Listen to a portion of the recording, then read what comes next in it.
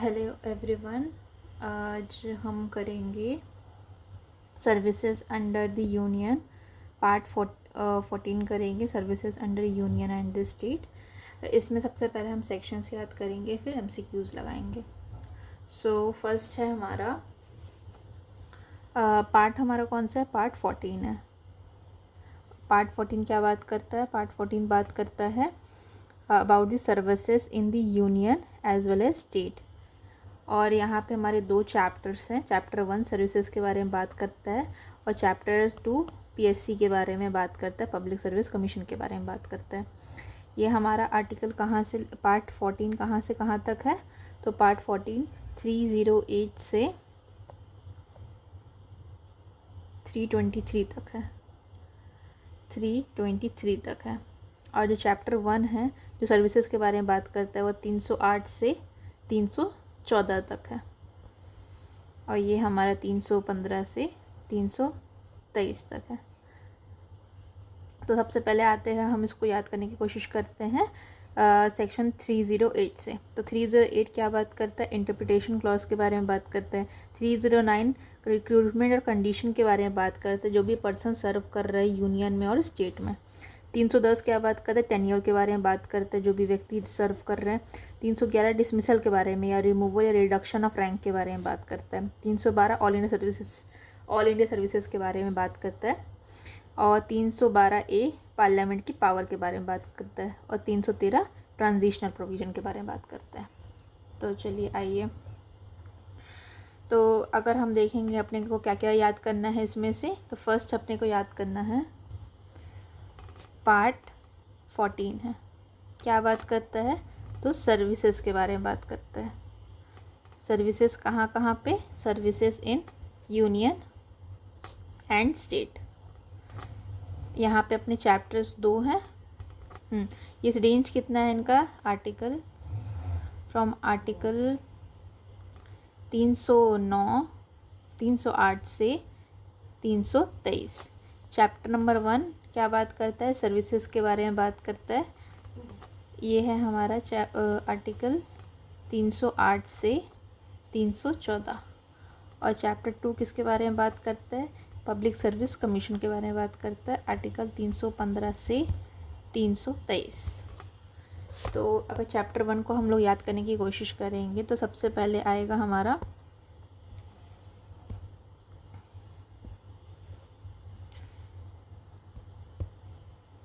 Chapter 1 में सबसे पहले आएगा सेक्शन आर्टिकल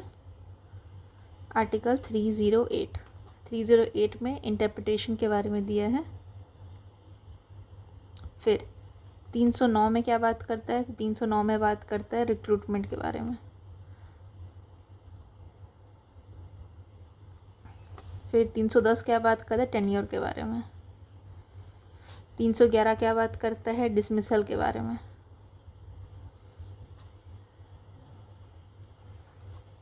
312 बात करता है ऑल इंडिया सर्विसेज के बारे में। 312 का ए बात करता है पार्लियामेंट की पावर के बारे में। और 313 क्या बात करता है? ट्रांजिशनल प्रोविजन है। ठीक है, आइए याद करने की कोशिश करते हैं। 308 में डेफिनेशन बताया जाएगा। कभी हम लोग कोई भी चीज़ इंट्रोड्यूस करते हैं सबसे पहले उसके बारे में बताएंगे, उसके इंट्रोडक्शन देंगे, डेफिनेशन देंगे। तो हमारा जो इंटरप्रिटेशन क्लॉज सबसे पहले आएगा। फिर कोई भी व्यक्ति आएगा तो उसको रिक्रूटमेंट करने का काम करेंगे, रिक्रूटमेंट करेंगे, सर्विस कंडीशंस बताएंगे, आपका काम क्या रहेगा, क्या प्रोफाइल रहेगी। तो कंडीशन, काम करने की कंडीशंस बताएंगे। फिर उसको बताएंगे कि आपको कितने समय के लिए हम रखेंगे, टेन्योर बताया जाएगा। फिर पसंद नहीं आएगा तो डिसमिस कर देंगे, रिमूव कर देंगे, उसकी रैंक को रिड्यूस कर देंगे। फिर हम लोग संगठन बनाएंगे, कौन सा? ऑल इंडिया सर्विसेज का संगठन मिल के बनाएंगे। ठीक है, फिर हम लोग चले जाएंगे पार्लियामेंट में। ठीक है, ये छोटी सी स्टोरी टाइप से आप याद रख सकते हैं। तो चलिए, आपसे अगर मैं आपसे सवाल पूछूं कि 308 में क्या लिखा है, 309 में क्या लिखा है, 310 में क्या लिखा है, 311 में क्या लिखा है, 312 में क्या लिखा है, चलिए बताइए।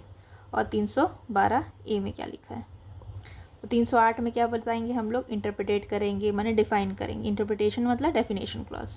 फिर 309 में क्या लिखा है, 309 में लिखा है रिक्रूटमेंट के बारे में। किसी को रिक्रूट करेंगे तो उसको बताएंगे रिक्रूटमेंट या कंडीशन के बारे में। फिर कंडीशन बता देंगे, फिर उनको टेन्योर बताएंगे, आप इतने समय तक काम करेंगे। 311 क्या बताता है, तो उसको बताता है रिमूवल के बारे में, कि आपका काम सही नहीं आएगा तो हम निकाल देंगे, रिमूवल कर देंगे या डिसमिस कर देंगे या रिड्यूस कर देंगे रैंक को। फिर सब रैंक रिड्यूस वगैरह करने के बाद हम संगठन बनाएंगे, ऑल इंडिया सर्विसेज। फिर हम पार्लियामेंट चले जाएंगे।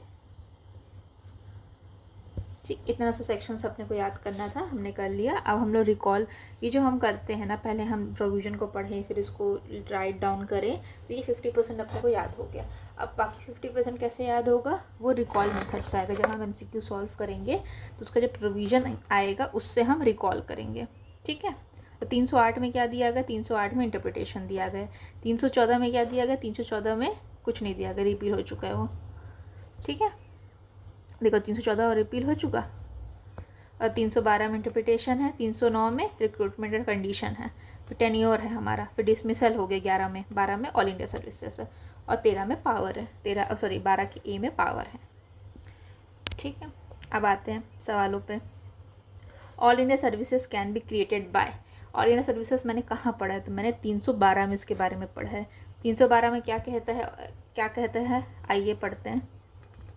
चलिए एक छोटी सा सवाल का जवाब दे दीजिए। अगर लोकसभा वर्सेस राज्यसभा होगा तो कौन ज़्यादा पावरफुल है, तो ऑब्वियसली लोकसभा, क्योंकि ये पीपल इलेक्ट करते हैं। लेकिन किस फील्ड में राज्यसभा के पास ज़्यादा पावर है, किस चीज़ में राज्यसभा का बोलबाला चलता है, तो ये चलता है ऑल इंडिया सर्विसेज के फील्ड में। मतलब ऑल इंडिया सर्विसेज के बारे में मामला आएगा तो हम क्या लगाएंगे, राज्यसभा या काउंसिल ऑफ स्टेट।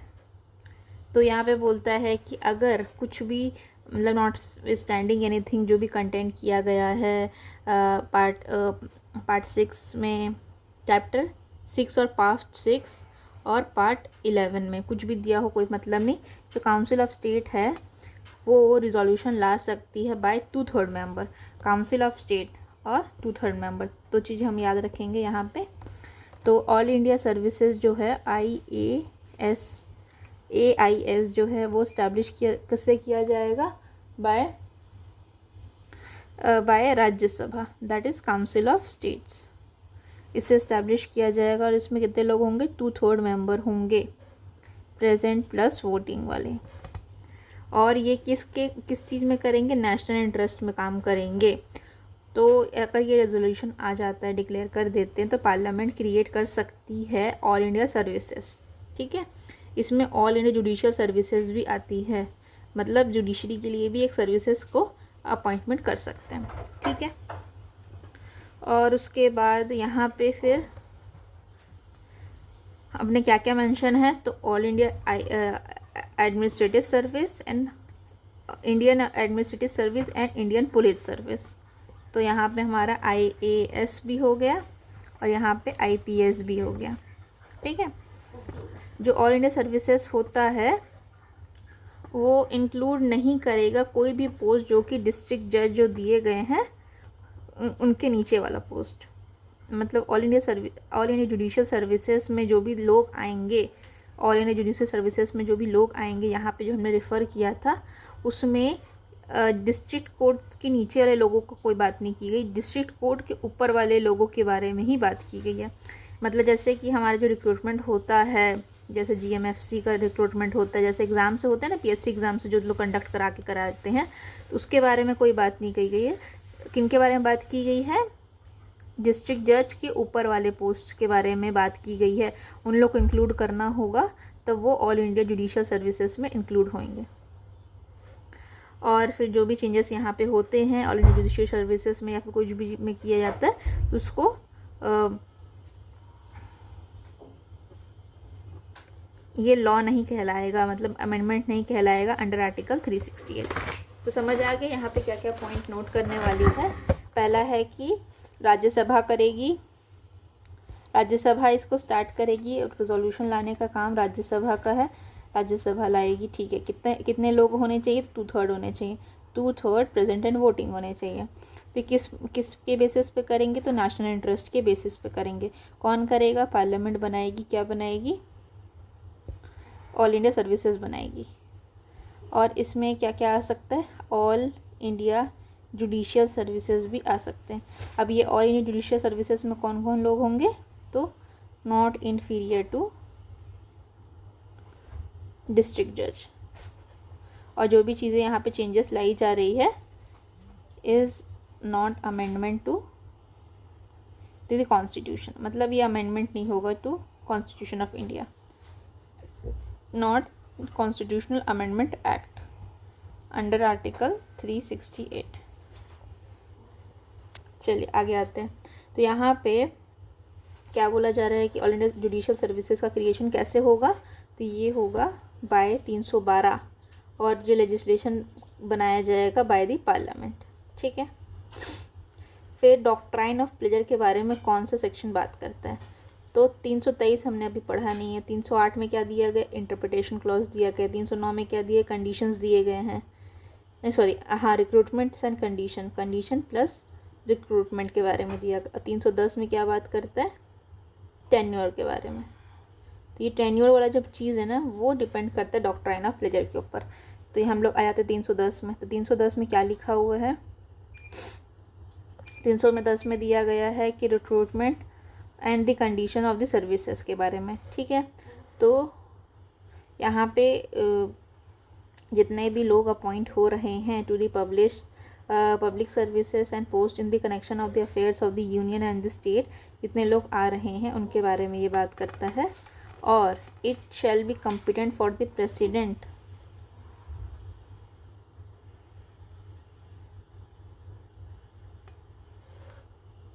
यहाँ पे रूल्स लेजिस्लेशन बना करके उस चीज़ को किया जा सकता है। हमारा कंसर्न है 310 का, tenure of the office of the person serving in union and the state. कोई भी व्यक्ति जो कि यूनियन स्टेट में काम कर रहा है उसके बारे में बताता है। तो कोई भी मेंबर है किसी भी डिफेंस सर्विसेज का, सिविल सर्विसेज का और ऑल इंडिया सर्विसेज का, जो भी मेंबर होगा वो होल्ड करेगा, ठीक है, होल्ड करेगा during the pleasure of the president. अगर पोस्ट हमारा सिविल यूनियन गवर्नमेंट के ऊपर है तो during the pleasure of the president होगा। और कोई भी व्यक्ति अगर स्टेट में है, होल्ड कर रहा है सिविल पोस्ट को, तो वो होल्ड करेगा during the pleasure of the governor. तो यहाँ पे प्लेजर डॉक्ट्राइन आ गया। तो अगर यूनियन का मामला होगा और स्टेट का मामला होगा, तो स्टेट का मामला होगा तो कौन प्लेजर रखता है? तो वो गवर्नर रखता है। और अगर यूनियन का मामला है तो कौन प्लेजर रखता है? तो प्रेसिडेंट रखते हैं, ठीक है। तो दोनों रिमूव कर सकते हैं। तो इसका आंसर टेन्योर वाले में हमारा डी होगा। डी में टेन्योर भी दिया गया, डी में ये भी दिया गया कि डॉक्ट्राइन प्लेजर है। यहाँ पे 2 अथॉरिटीज फोर्स में आ रही, that is the president and governor. फिर डॉक्ट्राइन का प्लेजर कहाँ पे दिया गया है? तो ये दिया गया हमारा 310 में। 309 में क्या दिया गया? 312 में क्या दिया गया? 311 में क्या दिया? 309 में दिया गया है रिक्रूटमेंट के बारे में।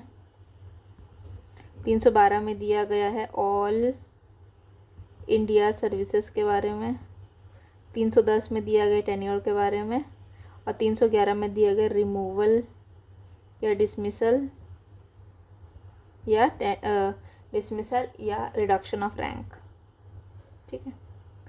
फिर जो हमारा 311 में दिया गया है रिमूवल, 311 का 2 जो बात करता है of the constitution of India for giving reasonable opportunity is not available. ये चीज़ अवेलेबल कहाँ पे नहीं होगी? तो कहाँ पे अवेलेबल नहीं होगी? तो उसके लिए हम लोग को देखना पड़ेगा 311 को। तो 311 बात करता है कि किसी भी व्यक्ति का रिमूवल हो सकता है, डिसमिसल हो सकता है, रिमूवल हो सकता है, रिडक्शन ऑफ रैंक हो सकता है, कोई भी व्यक्ति को जो कि यूनियन और द स्टेट में है, ठीक है। और ये चीज़ जो है वो कोई अथॉरिटी सबऑर्डिनेट नहीं कर सकता जो उसने अपॉइंट किया। मतलब कोई भी अथॉरिटी जिसको अपॉइंट किया गया है, एक पर्सन है जिसको अपॉइंट किया गया है बाय हिज सीनियर बी, ठीक है, तो उसके जो भी रैंक बी की होगी उसके सीनियर व्यक्ति ही उसको रिमूव कर सकते हैं। बी के रैंक के जूनियर व्यक्ति इनको रिमूव नहीं कर सकते हैं, ठीक है। No such person as aforesaid being dismiss और रिमूव। अच्छा, कोई भी व्यक्ति जिसको रिमूव किया जा रहा है, डिसमिस किया जा रहा है, यहाँ पे रिडक्शन किया जा रहा है, उसको प्रॉपर इंक्वायरी होगी जिसमें उसको अपने चार्जेस के बारे में बताया जाएगा और उसको रीज़नेबल ग्राउंड्स दिए जाएंगे अपने चार्जेस को एक्सप्लेन करने के लिए, ठीक है। और फिर जब ये when it is proposed after such inquiry impose upon him such penalty दी जा सकती है और may impose such evidence adduced during such inquiry and it has been necessary for such person to any appropriate or making representation is proposed। जब कभी भी inquiry हो रही किसी भी व्यक्ति की, ठीक है, तो उसको ऊपर कोई पेनल्टी अपोज की जा सकती है, जो भी उसके ऊपर एविडेंसेस होंगे उसके बेसिस पे उसको पेनल्टी अपोज की जा सकती है। और कोई ज़रूरी नहीं है कि उसको अपॉर्चुनिटी दी जाए अपने रिप्रेजेंटेशन करने के लिए ऑन दी पेनल्टी प्रपोज। मतलब यहाँ पे बोला जा रहा है कि जब उस पर चार्जेस लगेंगे ना, तब उसके लिए अपॉर्चुनिटी दी जानी चाहिए उसको बोलने का, लेकिन जब उसमें पेनल्टी इम्पोज करे जाएंगे तो ज़रूरी नहीं है उसको कोई भी रिप्रेजेंटेशन का मौका दिया जाए। फिर आगे बात करता है ये जो क्लॉज है वो किस पे अप्लाई नहीं करेगा। तो पहला है जिसने जो भी व्यक्ति डिसमिस हो रहा है या रिमूव हो रहा है, रिड्यूस हो रहा है रैंक को, conducted has late his conviction on the criminal charges, ठीक है, तो उसका क्रिमिनल चार्जेस लग चुका है। या फिर जो अथॉरिटी जो एम्पावर है डिसमिस करने के लिए और रिमूव करने के लिए और ये सब करने के लिए, ये सेटिस्फाइड है कि और राइटिंग में रिकॉर्ड करते हैं कि कोई प्रैक्टिकली रीजनेबली प्रैक्टिकल नहीं था ये इंक्वायरी कंडक्ट कराना, और जो प्रेसिडेंट या गवर्नर जो हैं वो सेटिस्फाई हैं कि interest of the security of the state, ये ज़रूरी नहीं है कि उनकी इंक्वायरी हो, ठीक है। और ये जो जितने भी चीज़ें दी गई है, अगर सवाल आता है कि रीजनेबली प्रैक्टिसिएबल था कि नहीं था इंक्वायरी करवाना नहीं करवाना, तो डिसीज़न जो होगा अथॉरिटी जो एम्पावर्ड है डिसमिस करने के लिए, रिमूव करने के लिए, उसका वो डिसीज़न फाइनल होगा, ठीक है। तो अपन रिवाइज अगर करें तो इसमें क्या क्या चीज़ें दी गई है। पहला है कि जो भी व्यक्ति होगा सबऑर्डिनेट उसको रिमूव नहीं कर सकता, और उसके बाद अगर रिमूव कर रहे हैं तो उसको रीज़नेबल अपॉर्चुनिटी देनी चाहिए बोलने की, अपने बात रखने की, ठीक है। यहाँ पे बात रखने की पावर, पहला बात करते हैं कि कोई भी सबऑर्डिनेट उसको डिसमिस नहीं कर सकता, दूसरा बोलता है कि रीज़नेबल अपॉर्चुनिटी देनी चाहिए, फिर तीसरा बात करता है कि अगर पेनल्टी होगी तो वहाँ पर रीज़नेबल अपॉर्चुनिटी ज़रूरी नहीं है देना। और ये जो चीज़ रीज़नेबल अपॉर्चुनिटी देने वाली बात जो है वो कहाँ पे अप्लाई नहीं करेगी, तो अगर उस पर क्रिमिनल चार्जेस लगे, कन्विक्शन हो गए क्रिमिनल चार्जेस में, या फिर ये रीजनेबली इनप्रैक्टिकेबल है इंक्वायरी करवाना, होल्ड करना इंक्वायरी, या फिर प्रेसिडेंट और गवर्नर को लगता है कि ये ज़रूरी नहीं है ये चीज़ इंक्वायरी करवाना इन the interest of this state, तब किया जा सकता है। और कोई भी जो डिसीज़न बना रहा है, कोई भी अथॉरिटी जो एम्पावर है रिमूव करने के लिए, डिसमिस करने के लिए, उनका जो डिसीज़न होगा वो फाइनल होगा। तो ये हमने पढ़ लिया 310 को अच्छे से डिटेल में, 311 को अच्छे से पढ़ लिया। अब 311 का सवाल क्या आ रहा है हमारे पास कि इसका आंसर होगा C, it is in the interest of the security of the state, it is not expedient to give such an opportunity. मतलब अगर स्टेट की सिक्योरिटी अगर हैम्पर हो रही तो उस व्यक्ति को अपॉर्चुनिटी नहीं देनी चाहिए, इसके बारे में दिया गया है। तो reasonable opportunity is not available. फिर 309 क्या बात करता है, तो 309 हमने क्या देखा था, रिक्रूटमेंट और कंडीशंस के बारे में देखा था। तो यहाँ पे यूनियन ओनली है, यहाँ पे स्टेट ओनली है, यहाँ पे प्राइवेट अंडरटेकिंग है, तो उसका आंसर होगा ए, recruitment of services of person appointed to public services for the union and the state। फिर 310 किसके बारे में बात करता था, अपने को पता 310 डॉक्ट्राइन प्लेजर के बारे में बात करता है। यूनियन होगा तो हमारा प्रेसिडेंट होंगे, और अगर स्टेट होगा तो हमारे गवर्नर होंगे जिनके पास डॉक्ट्राइन प्लेजर का वो रहेगा, डॉक्ट्राइन होगा। फिर बाकी यहाँ पे अप्लीकेबल नहीं है, प्रोपोर्शनैलिटी नहीं है, रेस जुडिकाटा सीपीसी का कॉन्सेप्ट है सेक्शन 11, और यहाँ पे सेपरेशन नहीं है। फिर 310 क्या बात करता है, 310 तो बात करता है हमारे प्लेजर के बारे में। तो कौन सा एप्रोप्रिएट आंसर होगा, तो doctrine of pleasure with reference to the civil services servants. फिर आर्टिकल कौन सा बात करता है, कॉन्स्टिट्यूशनल सेफगार्ड जो मिला है किनको, पब्लिक सर्वेंट्स को। तो 309 बात करता है रिक्रूटमेंट के बारे में और कंडीशन के बारे में, 311 बात करता है रिमूवल के बारे में, 312 बात करता है ऑल इंडिया सर्विसेज के बारे में। तो कौन सा हमारा जो है वो बात करता है सेफगार्ड के बारे में, तो आंसर होगा 311। तो यहाँ पे डिसमिसल और रिमूवल और रिडक्शन के रैंक के बारे में तो दिया गया है, बट उसके सेफगार्ड के बारे में भी दिया गया है कि उस व्यक्ति को कोई सबॉर्डिनेट रिमूव नहीं कर सकता है, रीजनेबल अपॉर्चुनिटी मिलनी चाहिए, और ये सब दिया गया है। तो ये एक तरह से सेफगार्ड है। तो हमारा आंसर होगा 311 जो है वो बात करता है 311 बात करता है रिमूवल के बारे में, डिसमिसल के बारे में, but also the safeguard provided to the public servant in the constitution. फिर 311 क्या बात करता है, तो 311 कॉन्स्टिट्यूशन सेफगार्ड के बारे में बात करता है। 300 क्या बात करता है, तो ये गवर्नमेंट कॉन्ट्रैक्ट्स के बारे में कि गवर्नमेंट जो है वो कॉन्ट्रैक्ट में एंटर हो सकती नहीं, कॉन्ट्रैक्ट वाला तो 299 था, 300 में सूट फाइल किया जा सकता है, सूट्स एंड प्रोसीडिंग के बारे में दिया गया, 44 में यूनिफॉर्म सिविल कोड के बारे में दिया गया। फिर कौन से सेक्शन आर्टिकल में जो है रिलेट करता है, relating to the creation of all India judicial services. तो ऑल इंडिया जुडिशियल सर्विसेज वाला होगा हमारा 312 ए क्या बात करता है, पावर ऑफ पार्लियामेंट के बारे में बात करता है। फिर 313 क्या बात करता है, ये होता है हमारा ट्रांजिशनल प्रोविजंस है, उतना इम्पोर्टेंट नहीं है। 315 क्या बात करता है, तो ये पीएससी के बारे में बात करता है।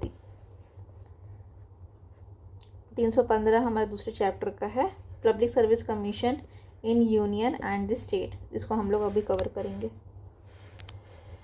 फिर आगे आएंगे तो कौन से अथॉरिटी के पास एक्सक्लूसिव पावर है एक्सपैंड करने के लिए ऑल इंडिया सर्विसेज का। तो ऑल इंडिया सर्विसेज के बारे में अगर कोई भी चेंजेस लाना होगा तो ये राज्यसभा लाएगी। अगर राज्यसभा लाएगी लेकिन उसको रेजोल्यूशन पास करेगी राज्यसभा, लेकिन बनाने का काम तो पार्लियामेंट का काम है। तो 307 का सी होगा इसका आंसर। फिर 309 में क्या बात करता है, तो रिक्रूटमेंट और कंडीशन के बारे में बात करता है, लेकिन इसके बारे में क्या, अगर कोई भी एक्ट या रूल्स अवेलेबल नहीं है 309 के अंदर में, तो कौन से चीज़ से गवर्न होगा, रिक्रूटमेंट और कंडीशन किस चीज़ से गवर्न होगा, तो ये गवर्न होगा सी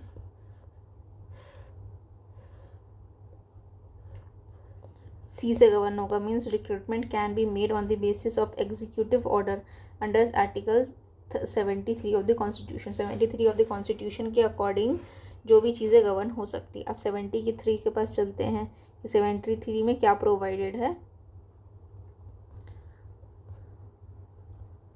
तो 73 में हमारा बात करता है, 72 बात करता है हमारा पार्डन पावर के बारे में, 73 बात करता है extend of powers of the union. Union चाहे तो अपनी पावर को एक्सटेंड कर सकता है, एग्जीक्यूटिव पावर को एक्सटेंड कर सकता है। और इसी प्रोविज़न के अंदर जो है हम लोग जो हमारा रिक्रूटमेंट कंडीशंस दिया गया है 309 में, उसको भी बना सकते हैं। अगर कोई भी चीज़ ऐसे एब्सेंट है, क्या चीज़ एब्सेंट है, हमारा रिक्रूटमेंट और कंडीशंस वगैरह के बारे में कोई भी एक्ट या रूल बात नहीं करता 309 में, तब हम लोग 73 में भी एग्जीक्यूटिव ऑर्डर के थ्रू बना सकते हैं उसके बारे में। ठीक है, कौन सा सही है इस केस में। यहाँ पे बोला जा रहा है कि जो यूनियन के पास कोई पावर नहीं होती इशू करने की डायरेक्शन टू द स्टेट, ऐसा कुछ नहीं है। फिर उसके बाद जो यूनियन जो है वो इशू डायरेक्शन कर सकता है, they are not given effect to the by the state, ये भी नहीं होगा। ये आंसर सही होगा, क्योंकि जो प्लेयर डॉक्ट्राइन है, मतलब जो भी पावर है प्रेसिडेंट की और गवर्नर की रिमूव करने के लिए of the person of public service commission, या कोई भी पर्सन जो कि सर्विसेज में है, उनको रिमूव करने की पावर जो है वो सब्जेक्ट टू 311 का 2, मतलब 311 का 2 को सब्जेक्ट है। मीन्स जब भी कोई भी गवर्नर या प्रेसिडेंट कोई भी व्यक्ति को वो रिमूव करेंगे तो उनको 311 का 2 को ध्यान में रखना पड़ेगा। 311 का 2 क्या बात करता है, किसी व्यक्ति को अगर रिमूव कर रहे हैं आप, डिसमिस कर रहे हैं, रिमूव कर रहे हैं, रिडक्शन इन रैंक कर रहे हैं, तब उस केस में उसको अपॉर्चुनिटी देना पड़ेगा of being heard, in respect to those charges, अगर चार्जेस लगे हैं उनके ऊपर तो उस चार्जेस का एक एक्सप्लेनेशन देने का मौका देना पड़ेगा आपको, ये चीज़ इम्पॉर्टेंट है। Also in the case where जो यहाँ पे आर्टिकल 310 अप्लाई कर रहा है, वहाँ पर भी ये चीज़ अप्लाई करेगी। फिर नेक्स्ट क्वेश्चन, कोई भी मेंबर जो है उसको डिसमिस किया जा सकता है किस केस में, तो कैन बी रिमूव और dismiss without an inquiry, inquiry के बिना कब किया जा सकता है, ये सारी चीज़ें विदाउट इंक्वायरी के बारे में बात करता है। तो can be dismiss from the services at the will of the president, no. क्या उसको डिसमिस किया जा सकता है by prior approval of the high court, no. फिर क्या उनको डिसमिस किया जाता है gross misconduct of demanding bribery, ये भी नहीं दिया कॉन्स्टिट्यूशन में। ये दिया है कॉन्स्टिट्यूशन में कि कोई व्यक्ति को विदाउट इंक्वायरी डिसमिस किया जा सकता है। जो भी व्यक्ति उसको डिसमिस कर रहा है उसके पास वो सेटिस्फाई है कि, और सेटिस्फाई है और रीज़न रिकॉर्ड कर दिया है उन्होंने कि ये प्रैक्टिकली रीजनेबली प्रैक्टिकेबल नहीं होगा इंक्वायरी कंडक्ट कराना, उस केस में किया जा सकता है। 312 में क्या दिया गया, 312 relates to the constitution of all India services, यहाँ पे ऑल इंडिया जुडिशियल सर्विसेज भी आएंगे। फिर सिविल सर्विसेज जो है हमारा उसका कौन सा सेफगार्ड नहीं है, तो कौन कौन सा सेफगार्ड है, तो he should not be dismissed और removed by an authority subordinate to him, इससे सेफगार्ड दिया गया है। ये कहाँ की बात हो रही है, 311 की बात हो रही है। रिमूवल टेन्योर में हमारा सेफगार्ड दिया गया रिगार्डिंग दी सिविल सर्विसेज के मेंबर्स के लिए। फिर उनको इन्फॉर्म करना पड़ेगा अपने चार्जेस के बारे में, उनको राइट टू डिफेंड देना पड़ेगा, ठीक है। फिर he should be given an opportunity and submit A declaration that he will not commit in future misconduct, ऐसा कुछ नहीं है, ऐसा कोई मौका नहीं दिया जाएगा। फिर जो डॉक्ट्रिन ऑफ प्लेजर किस पे अप्लाई करता है, लेजिस्लेचर पे अप्लाई करता है, नहीं। जजेस पे अप्लाई करता है, नहीं। कैबिनेट मिनिस्टर पे अप्लाई नहीं करता, सिविल सर्विटेंट पे अप्लाई करता है। फिर जो 310 का एक है उसमें क्या लैंग्वेज दी गई है, तो अपन देखते हैं 310 की एक में क्या लैंग्वेज दी गई है। तो दिया गया है express as except as expressly provided, exception दिया गया है। आगे जितने चीज़ें प्रोवाइड की गई होगी कॉन्स्टिट्यूशन में, इसका आंसर होगा एक्सेप्ट एज एक्सप्रेसली प्रोवाइडेड, जो भी उसका प्रोविज़न है वो अप्लाई करेगा। एक्सेप्शन रहेगा वहाँ पे अप्लाई करेगा, बट इन नॉर्मल सर्कमस्टांसेस ये चीज़ अप्लाई करेगी। क्या अप्लाई करेगी कि कोई भी व्यक्ति जो भी मेंबर है डिफेंस सर्विसेज का यूनियन का, उसको रिमूव किया जाएगा। कभी रिमूव किया जाएगा, जब प्रेसिडेंट का प्लेजर हो, जब प्रेसिडेंट चाहे। अगर वो व्यक्ति होल्ड करता है ऑफिस इन दी यूनियन, और स्टेट कर सकती है, स्टेट के अंदर पोस्ट में काम करता है तो गवर्नर कर सकते हैं उस स्टेट के।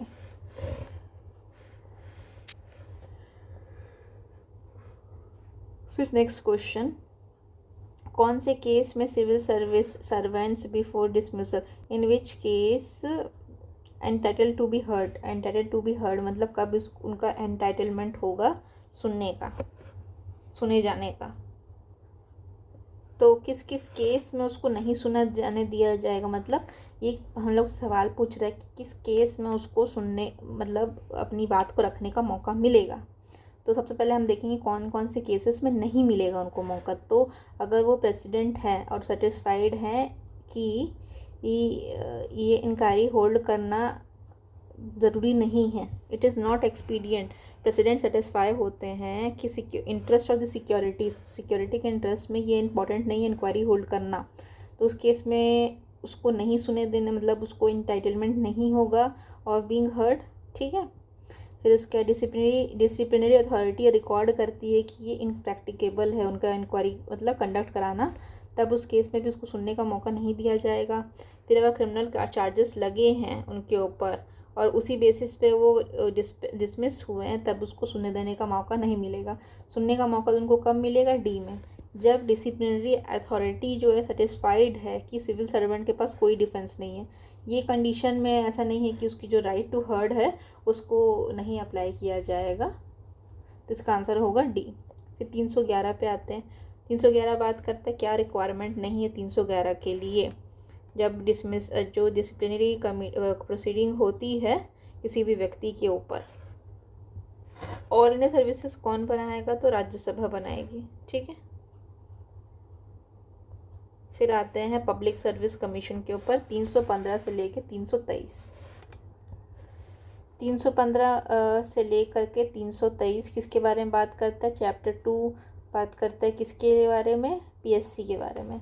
ये कहाँ दिया है? तो हमारा पार्ट कौन सा है? तो पार्ट 14 है। पार्ट 14 में क्या है? सर्विसेज है। सर्विसेज कहाँ कहाँ पे? तो यूनियन में भी और स्टेट में भी, यू और स्टेट। ठीक है। 315 से लेके 323। जो पहला है हमारा 315 है। 315 में क्या दिया गया है? तो पीएससी के बारे में दिया गया है, या तो यूनियन हो या तो स्टेट हो। फिर 316 में क्या दिया गया है? अपॉइंटमेंट के बारे में दिया गया है। फिर 317 में क्या दिया गया? रिमूवल और सस्पेंशन के बारे में दिया गया।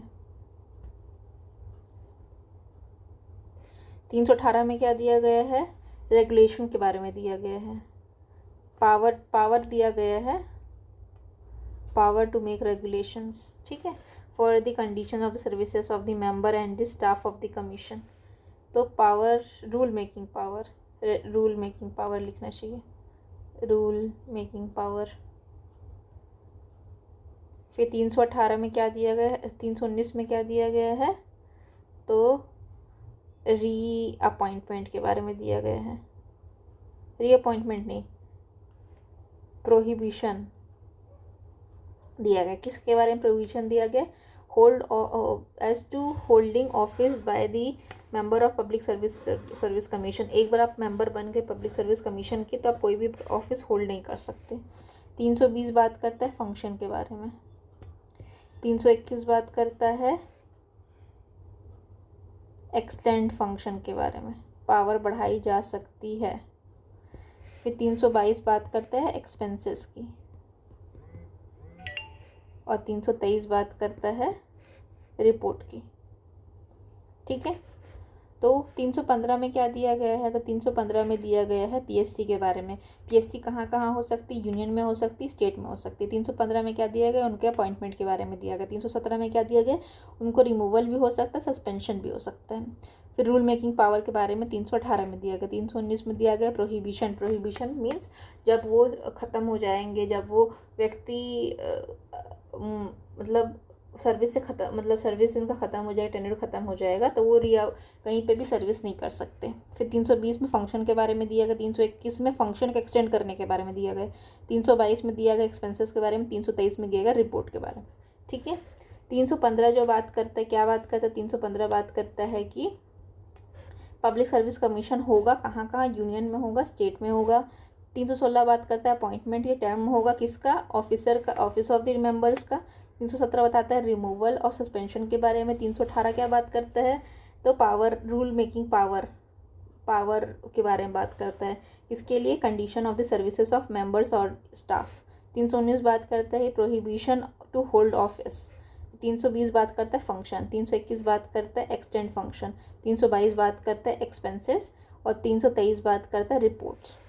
तो फिर से अगर मैं आपसे सवाल करूँ, 323 क्या बात करता है? 322 क्या बात करता है? 315 क्या बात करता है? 318 क्या बात करता है? 312 क्या बात करता है? 319 क्या बात करता है? 316 क्या बात करता है? और 309 क्या बात करता है? तो 323 अगर मैं देखूँ तो 323 में क्या आएगा हमारा? एक्सपेंसेस के बाद में लास्ट में क्या था? रिपोर्ट। ठीक है। 323 में था एक्सपेंसेस, 322 में था एक्सपेंसेस, 323 में रिपोर्ट। 322 में क्या है? 322 में एक्सपेंसेस के बारे में बात करता है। 315 में क्या बोलता है कि पीएससी होगी, किस किस लेवल पे होगी? यूनियन लेवल पे होगी, स्टेट लेवल पे होगी। 318 क्या बात करता है? 318 बात करता है 315 में अगर मैं किसी व्यक्ति को अपॉइंट कर रही हूँ तो 16 में बताऊँगी उसका टेन्योर, अपॉइंटमेंट के बारे में और टेन्योर के बारे में। 316 में बता दिया मैंने अपॉइंटमेंट टेन्योर। 317 में बताऊँगी उसका रिमूवल के बारे में। 318 में बताऊँगी रूल मेकिंग पावर के लिए, तो रूल मेकिंग पावर। 312 में क्या है? ऑल इंडिया सर्विसेज के बारे में। यहाँ पे क्या क्या होगा? ऑल इंडिया जुडिशियल सर्विसेज भी आएगा। 319 क्या बात करता है? 319 बात करता है प्रोहिबिशन के बारे में, प्रोहिबिट किया जाएगा किसी भी व्यक्ति को। 316 क्या बात करता है? 316 बात करता है अपॉइंटमेंट के बारे में। उसके पहले वाला क्या बात करता है कि पब्लिक सर्विस कमीशन होगी, उसके बाद वाला क्या बात करता है अपॉइंटमेंट के बाद में उनका रिमूवल हो जाएगा, तो रिमूवल के बारे में बात करता है। 309 क्या बात करता था बताइए? 309 हमारा आएगा रिक्रूटमेंट के बारे में, ठीक है। अब आते हैं क्वेश्चंस के ऊपर में। तो composition of union public service commission, composition कौन बताएगा यूनियन पब्लिक सर्विस कमीशन का? तो आते हैं इसके हम बेयर एक्ट के ऊपर, प्रोविज़न को पढ़ेंगे तब जाके हमको क्लैरिटी होगी। तो 315 पे आएंगे।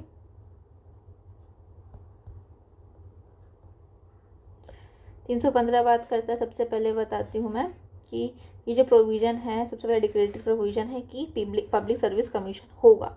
कहाँ कहाँ होगा? यूनियन में होगा और हर स्टेट में होगा।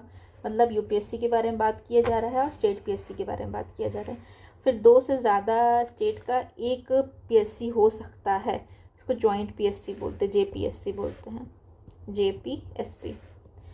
फिर एक रेजोल्यूशन पास किया जा सकता है इफ़ पास बाय दी, ठीक है, रेजोल्यूशन पास किया जाएगा एक हाउस से and where 2 house by each legislature, ठीक है। रेजोल्यूशन पास किया जाएगा एक हाउस से, और जहाँ पे 2 हाउस हो दोनों हाउस से पास किया जाएगा।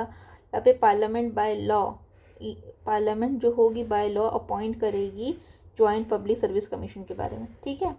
तो यहाँ पे बोला जा रहा है कि एक स्टेट का 2 से ज़्यादा स्टेट का एक जेपीएससी हो सकता है, ठीक है। अब ये कैसे होगा? ये चीज़ रेजोल्यूशन लाना पड़ेगा हाउस ऑफ द पीपल, मतलब उस स्टेट के हाउस में एक हाउस होगी तो एक हाउस से काफ़ी रहेगा, अगर 2 हाउस दोनों हाउस से काफ़ी रहेगा, मतलब लाया जाएगा रिजोल्यूशन।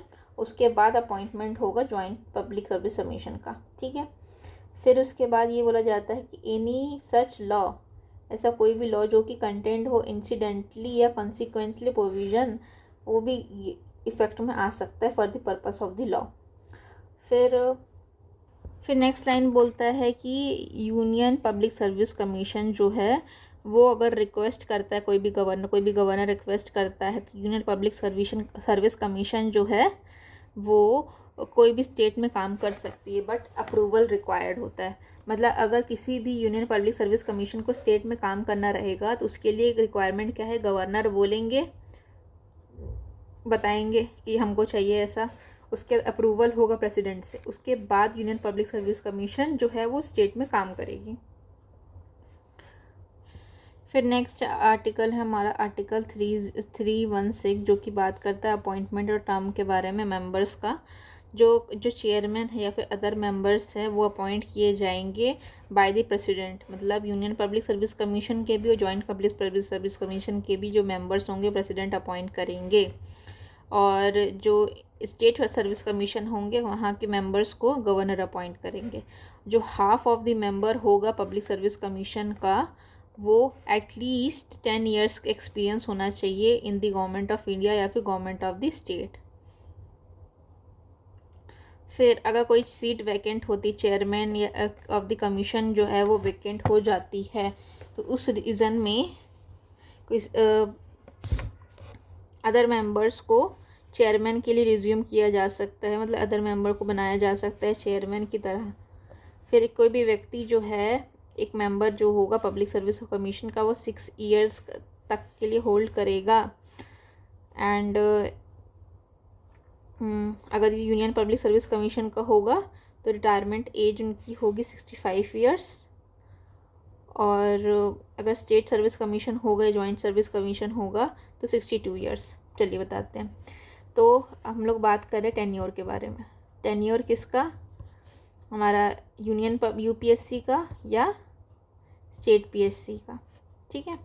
यूपीएससी के केस में हमारा जो टेन्योर रहेगा वो 6 years years whichever is earlier, और state PSC plus joint public service commission JPSC, तो यहाँ पे 6 ईयर्स होगा या तो फिर 62 ईयर्स होगा विच एवर इज़ अर्लियर, ठीक है। तो ये चीज़ बोलने की कुछ कोशिश कर रही है लाइन। फिर द मेंबर होंगे हमारे जॉइंट सर्विस कमीशन के, वो पब्लिक सर्विस कमीशन के, वो किसको रेजिग्नेशन देंगे? यूनियन के केस में होगा प्रेसिडेंट, और यूनियन और जॉइंट के केस में प्रेसिडेंट को रेजिग्नेशन देंगे और स्टेट के केस में गवर्नर को देंगे रेजिग्नेशन। ठीक है। और जो भी हमारा मैनर रहेगा रिमूवल का 317 के हिसाब से रहेगा। और कोई भी व्यक्ति अगर मेंबर है जॉइंट पब्लिक सर्विस कमीशन का, वो इनएलिजिबल रहेगा रीअपॉइंटमेंट के लिए। रीअपॉइंटमेंट के लिए इनएलिजिबल तो हो गया, प्लस उनको प्रोहिबिशन भी है। जब भी कोई व्यक्ति होल्ड करता है, कोई भी members of the public service commission, जब वो मेंबर बनना ख़त्म हो जाते हैं तो चेयरमैन अगर होगा यूपीएससी का, वो इनएलिजिबल रहेंगे फर्दर एम्प्लॉयमेंट के लिए, या तो गवर्नमेंट ऑफ इंडिया या फिर गवर्नमेंट ऑफ स्टेट में। ठीक है। अगर चेयरमैन है स्टेट सर्विस कमीशन के लिए, वो एलिजिबल रहेंगे कहाँ पे? यूपीएससी में। स्टेट पीएससी से यूपीएससी जाना ठीक है, क्योंकि नीचे से ऊपर जा सकता है इंसान, लेकिन जो ऊपर है वो और ऊपर नहीं जाएगा, फिर वो वहीं रुक जाएगा। ठीक है। तो वो चाहे तो जो भी चेयरमैन है स्टेट पीएससी का, वो एलिजिबल है यूपीएससी का चेयरमैन या मेंबर बनने के लिए, और वो और कहीं पे भी गवर्नमेंट या इंडिया में कहीं भी काम नहीं कर सकता। जो मेंबर है chairman, member other than chairman of UPSC, वो एलिजिबल हैं चेयरमैन बनने के लिए। ठीक है।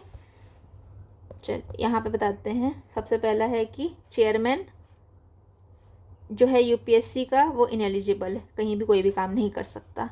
चेयरमैन जो है स्टेट पीएससी का चेयरमैन होगा, वो एलिजिबल है क्या बनने के लिए? मेंबर बन सकता है या चेयरमैन बन सकता है। किसका? यूपीएससी का। यूपीएससी से स्टेट पीएससी से यूपीएससी जाया जा सकता है। और कोई मेंबर है, चेयरमैन नहीं है, मेंबर है यूपीएससी का, तो वो क्या बन सकता है? चेयरमैन बन सकता है। और कोई भी मेंबर है स्टेट पीएससी का, वो एलिजिबल रहेगा चेयरमैन बनने के लिए यूपीएससी के, या फिर other service public service commission का चेयरमैन बनने के लिए एलिजिबल होगा। ठीक है। ये चीज़ बात करता है। तो हमारा सवाल है कि कंपोजिशन जो है यूनियन पब्लिक सर्विस कमीशन का, वो कौन डिसाइड करता है? तो ये डिसाइड किया जाता है बाय द प्रेसिडेंट। फिर दूसरा सवाल, a member of civil services of state and civil services of union may be dismissed और remove from the office without an inquiry. ठीक है। तो जो हमारा जो सिविल सर्विसेज का स्टेट या सिविल सर्विसेज यूनियन का कोई भी व्यक्ति है, वो डिसमिस हो रहा है from this service without an inquiry और विदाउट बीइंग हर्ड, तो किस केस में किया जा सकता है? अगर उसमें क्रिमिनल चार्जेस लगे हैं और उसमें कन्विक्ट हुआ है, तब इंक्वायरी का राइट उसको नहीं होगा। ठीक है। फिर उसको ग्राउंड, कौन से ग्राउंड पे? ग्राउंड ऑफ इनडिसिप्लिनर किया गया है, तो उसका आंसर मेरे हिसाब से होगा ए, क्योंकि यही एक कंडीशन दी गई है कॉन्स्टिट्यूशन में कि उसको बिना इंक्वायरी, विदाउट हियरिंग के उसको डिसमिस किया जा सकता है। आगे आते हैं। अब कौन सा बताता है, कौन सा फंक्शन के बारे में बात करता है? 315 में क्या है, 318 में क्या है, 320 में क्या है, 323 में क्या? 315 में क्या दिया गया है? तो ये बोलता है कि पीएससी होगा कहाँ कहाँ होगा? यूनियन में होगा, स्टेट में होगा। 316 क्या बात करता है? अपॉइंटमेंट के बारे में। 318 क्या बात करता है? रिमूवल के बारे में। 16 होगा, पहले 16 होगा, वो बात करता है अपॉइंटमेंट के बारे में। 317 बात करता है रिमूवल के बारे में, रिमूवल माने हटाना। और 318 बात करता है रीअपॉइंटमेंट के बारे में। अच्छा नहीं, 16 है अपॉइंटमेंट, 17 है रिमूवल और 18 है रूल मेकिंग पावर। तो 18 में होगा रूल मेकिंग पावर। 323 में क्या दिया गया है? 323 में दिया गया रिपोर्ट के बारे में। 320 में क्या दिया गया? 320 में फंक्शन के बारे में दिया गया, तो इसका आंसर होगा 2। ठीक है। 315 में है पीएससी होगा हमारा। 318 में दिया गया है रूल मेकिंग पावर्स। किसकी? Rule making power of regarding the service of the members and the staff of the commission. और 323 में हमारा रिपोर्ट्स के बारे में है, और 320 में हमारा फंक्शन के बारे में। तो इसका आंसर होगा ए। फिर यहाँ पे एस्टैब्लिशमेंट बात करता है यूपीएससी की, या फिर प्लस स्टेट पीएससी की एस्टैब्लिशमेंट कहाँ पे दी गई? तो 15 में दी गई। 20 में रिपोर्ट दिया गया है। 25 में हम लोग ने नहीं पढ़ा है इस चीज़ को, और 35 में हमने नहीं पढ़ा। इसका आंसर होगा 315। फिर services establishment of public services कहाँ दी गई? 310 में क्या दिया गया? 310 में दिया गया टेन्योर दिया गया। टेन्योर किसका? सर्विसेज के जो भी मेंबर्स होंगे, ठीक है, person in services, public servant के बारे में बात हो। 315 जो है वो इस्टेब्लिशमेंट बात कर रहा है पीएससी का। 320 बात करता है फंक्शन के बारे में। 325 हमने नहीं पढ़ा है। ये हमारा फिर 324 से वो चालू है हमारा इलेक्शन कमीशन। तो 25 में क्या दिया गया है? 25 में दिया गया है कि कोई भी डिस्क्रिमिनेशन नहीं हो सकता। Establishment of central tribunal is in consonance to which provision? तो सेंट्रल ट्राइब्यूनल, एडमिनिस्ट्रेटिव ट्राइब्यूनल के बारे में तो आपने पढ़ा है। 25 का आंसर होगा बी इसमें, ठीक है। बी में क्या दिया गया? अदर ट्राइब्यूनल दिया गया। 15 में क्या दिया? पीएससी के बारे में दिया गया। और 20 में क्या दिया? फंक्शन के बारे में दिया गया। 324 में क्या दिया गया है? इलेक्शन कमीशन होगा। 300A 300B में बात करता है ट्राइब्यूनल्स की, ठीक है। यहाँ पे सर्विस कंडीशन के बारे में एडमिनिस्ट्रेटिव ट्राइब्यूनल बनाया जा सकता है। यहाँ पे 23 के बी में अदर ट्राइब्यूनल्स के बारे में बात की। 26 में बात किया गया यूनिवर्सल एडल्ट फ्रेंचाइज के बारे में, यूनिवर्सल एडल्ट सफरेज के बारे में। 328 में बात करता है पावर ऑफ स्टेट लेजिस्लेचर। फिर ट्राइब्यूनल्स के बारे में आर्टिकल्स कहाँ दिए गए हैं? Administrative tribunal can create by the appropriate authority. तो ये हमारा ए में है। 27 का क्या होगा आंसर? डी होगा। डी बोले तो बी में। अच्छा, तो यहाँ पे सवाल है कि ट्राइब्यूनल्स होगी, ट्राइब्यूनल्स किस केस में होगी? Other than administrative tribunals. अच्छा, तब भी डी होगा। अगर एडमिनिस्ट्रेटिव ट्राइब्यूनल्स खाली बोलते तो इसका आंसर ए होता। 24 में इलेक्शन कमीशन दिया गया है और 23 में हमारा रिपोर्ट के बारे में दिया गया, रिपोर्ट ऑफ पीएससी। फिर आगे का सवाल 315 में क्या क्या चीज़ें दी गई है? तो पब्लिक सर्विस कमीशन होगा यूनियन में और स्टेट सर्विस कमीशन होगा, ठीक है। फिर जो पब्लिक सर्विस कमीशन होगा यूनियन में, अगर रिक्वेस्ट किया जाएगा गवर्नर ऑफ द स्टेट तो प्रेसिडेंट जो है वो एग्री कर सकती है टू सर्व और any need of the state. दोनों सही है, दोनों सेंटेंस सही है, तो इसका आंसर होगा सी, 28 का सी। फिर कंपोजिशन ऑफ यूपीएससी कौन डिसाइड करता है? तो ये प्रेसिडेंट करते हैं, 29 का सी। फिर आगे आते हैं, which one of the following has the power to expand the function of the public service commission?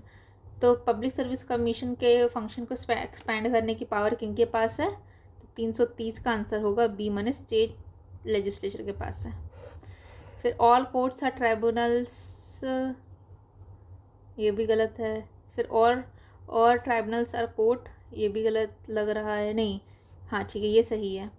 और tribunals follows the procedure of law और court. All tribunals have concurrent jurisdiction, no, ठीक है।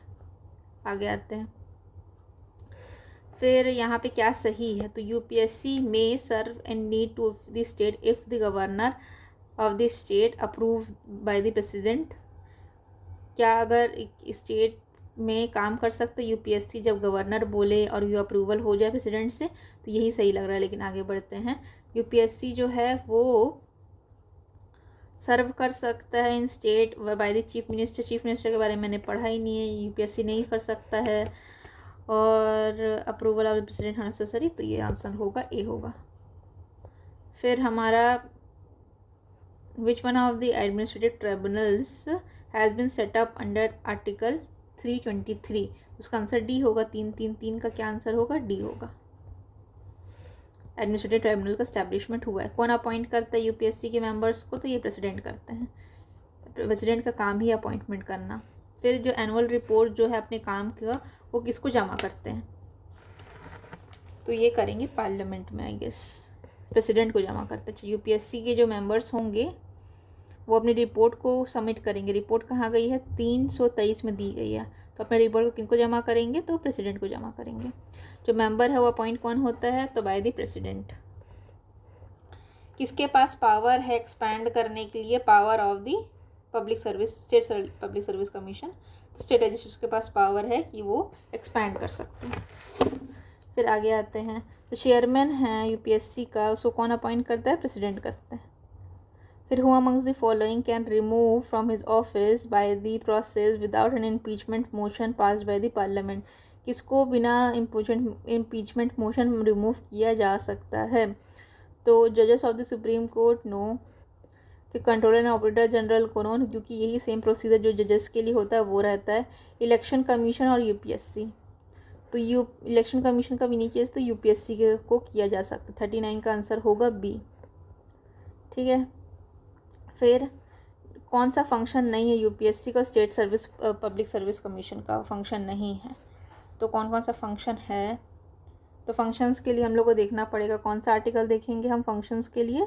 20 को देखेंगे। तो क्या क्या फंक्शंस हैं? तो यूपीएससी और स्टेट पब्लिक सर्विस कमीशन का फंक्शन है अपॉइंटमेंट के लिए एग्ज़ाम कंडक्ट कराना।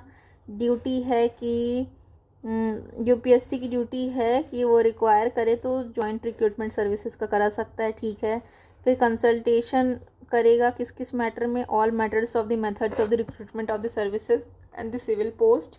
ठीक है, फिर प्रमोशन ट्रांसफ़र के लिए भी किया जा सकता है, डिसिप्लिनरी मैटर के लिए किया जा सकता है, क्लेम्स के लिए किया जा सकता है in the consolidated fund of India और out of the consolidated fund of the state, या फिर कोई भी क्लेम्स हो पेंशन वाला। ठीक है, तो अपने ने क्या क्या चीज़ों के लिए इन्वॉल्व रहता है? यूपीएससी एग्ज़ाम के लिए होता है, जॉइंट रिक्रूटमेंट के लिए होता है, फिर इसके बाद मेथड्स ऑफ रिक्रूटमेंट के लिए होता है, प्रमोशन और ट्रांसफ़र के लिए होता है, डिसिप्लिनरी एक्शन के लिए होता है, कोई भी क्लेम्स के लिए होता है और कोई भी पेंशन के लिए होता है। तो advising appropriate government by the methods of the recruitment of the services. ठीक है, consultation in creating of all India services, ये तो फंक्शन नहीं होना चाहिए। Consultancy in the disciplinary actions affecting a person serve in the state capacity, तो 2 तो नहीं होना चाहिए, लेकिन आंसर देखते हैं 40 का सी, ओनली 2। तो कौन सा फंक्शन नहीं है? 2 नहीं है, बाकी है। ठीक है, फिर डिसिप्लिनरी मैटर कौन सा फंक्शन नहीं है? डिसिप्लिनरी मैटर वाला फंक्शन है मैटर रिफर्ड इन आर्टिकल 16 का 4, जो कि प्रमोशन के बारे में बात करता है। मैनर इन विच 335 में बी गिव इफेक्ट और follow the principle of making appointment on the union public service commission. कौन सा फंक्शन नहीं है? 2 को चूज़ करना है अपने को, तो कौन सा फंक्शन नहीं है बताइए?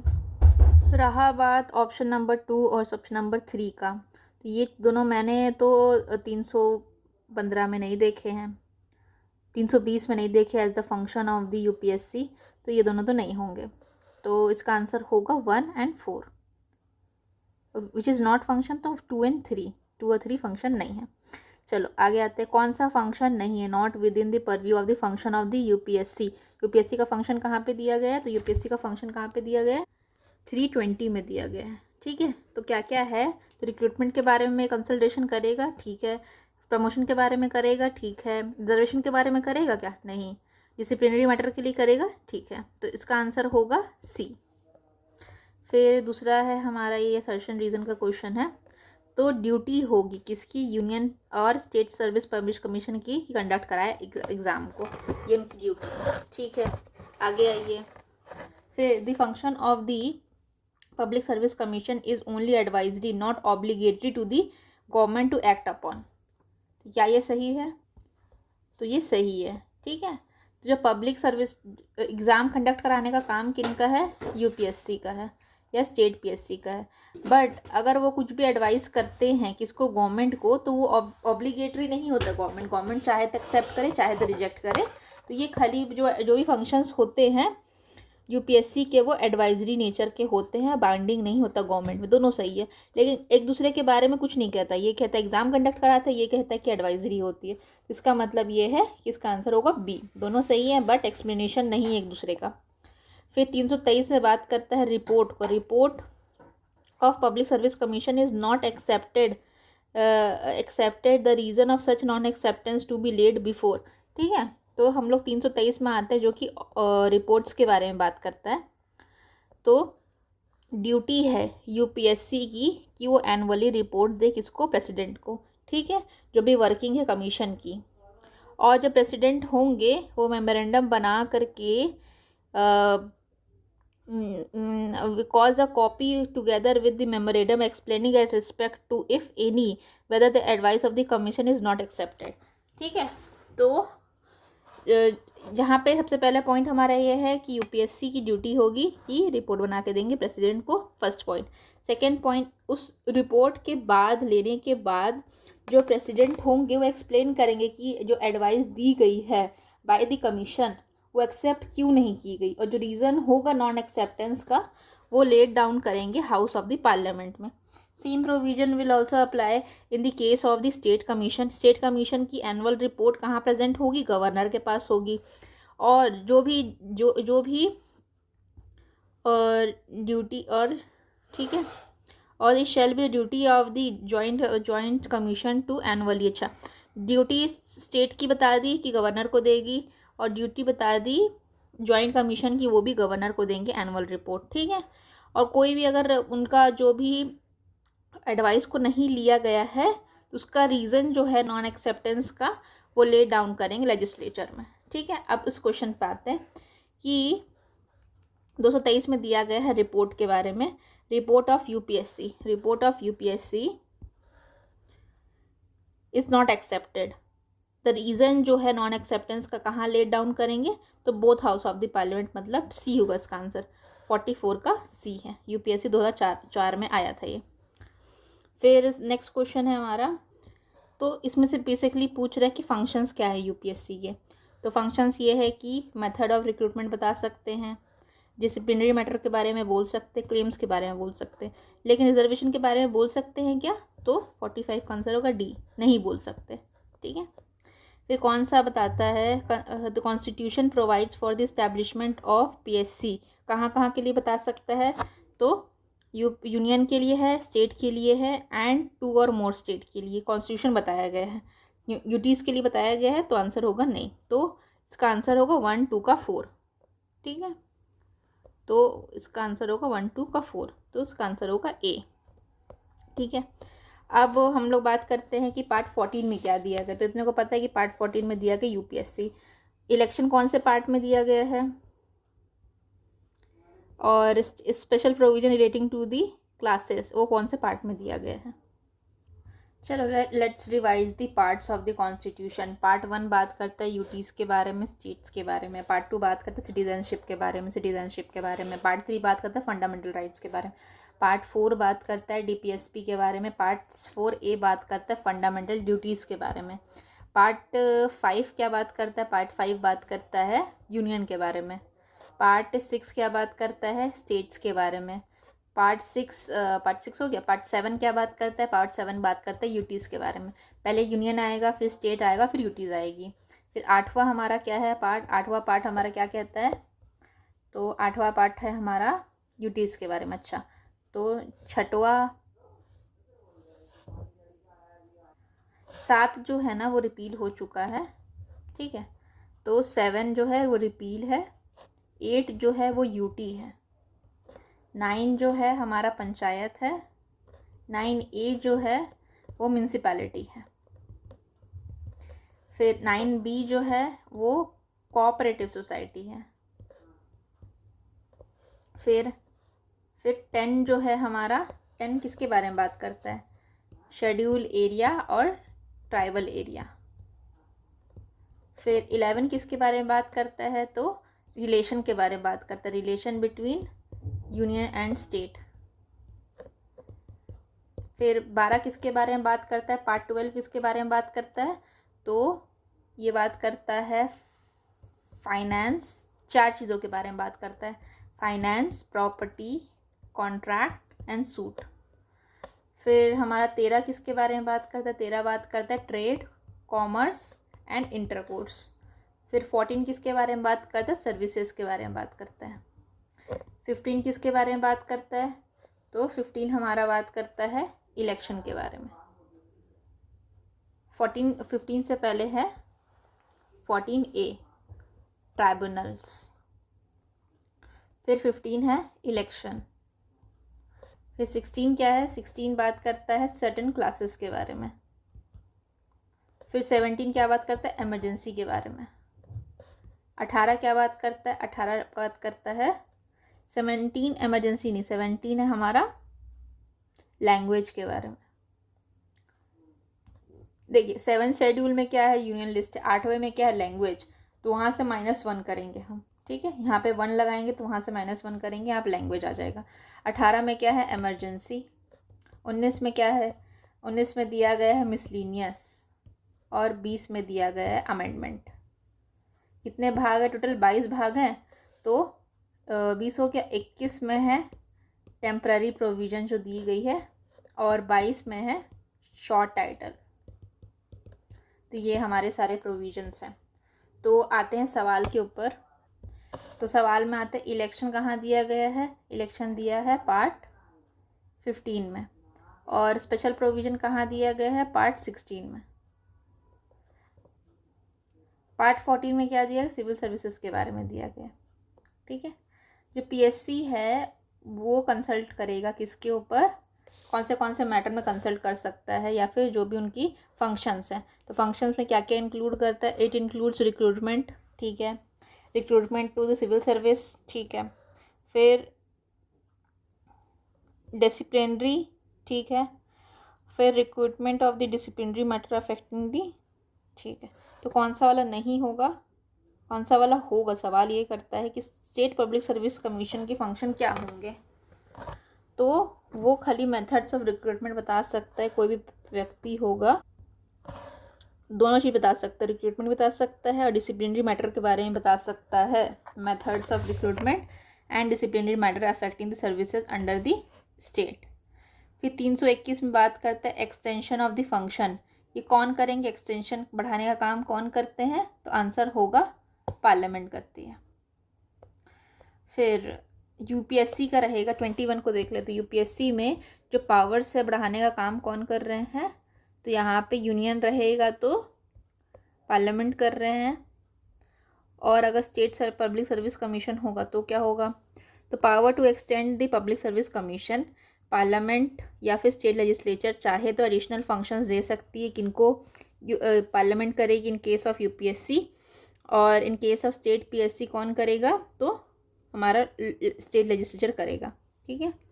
और ऑल्सो एक सर्विस बना सकती है लोकल लेवल पे, या फिर other corporate constitute body corporate ही कॉन्स्टिट्यूट कर सकती है, या फिर कोई भी पब्लिक इंस्टीट्यूशन कॉन्स्टिट्यूट कर सकती है।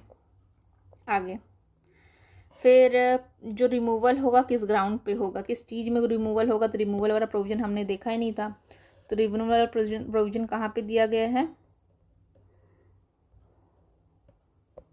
ये है रिमूवल। तो रिमूवल का ग्राउंड क्या क्या है रिमूवल का, तो प्रेसिडेंट में by order from the office remove कर सकती है चेयरमैन को या अदर मेंबर को, अगर वो इंसॉल्वेंट है, अगर वो एम्प्लॉयमेंट होता है कहीं और, या फिर जो ओपिनियन हो उसका प्रेसिडेंट का कि वो अनफिट है किस ऑफिस के लिए by the reason of infirmity of mind and body. तो कौन कौन से डिस्क्वालिफिकेशन है, मिसबिहेवियर तो नहीं पढ़ा मैंने, इन्फर्मिटी ऑफ बॉडी और माइंड और प्रेसिडेंट कह रहे हैं ये, ठीक है। एंड यहाँ पे इंसॉल्वेंट होगा, तो governor when such member become insolvent. तो इसका आंसर क्या होगा,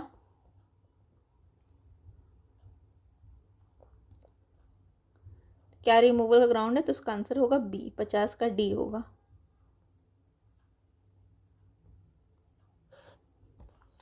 तो यहाँ पे हमारा प्रेसिडेंट होगा यूनियन कमीशन का, जॉइंट कमीशन का, और governor in the case of state public service commission. तो सस्पेंड कर सकता है किसी भी व्यक्ति को, चेयरमैन को सस्पेंड किया जा सकता है, ठीक है। कब किया जा सकता है, जब किसी व्यक्ति को रिफ़र किया गया है सुप्रीम कोर्ट में, और उसमें जो प्रेसिडेंट ने ऑर्डर पास किया गया on the receipt of the report, मतलब सुप्रीम कोर्ट को रिफ़र किया गया है, सुप्रीम कोर्ट अपनी रिपोर्ट देगी, फिर प्रेसिडेंट उसको अकॉर्डिंगली ऑर्डर पास कर सकते हैं। तो इसका आंसर होगा स्टेट पब्लिक सर्विस कमीशन को रिमूव किया जाएगा only by the president on the ground of misbehaviour after receiving a report from the supreme court.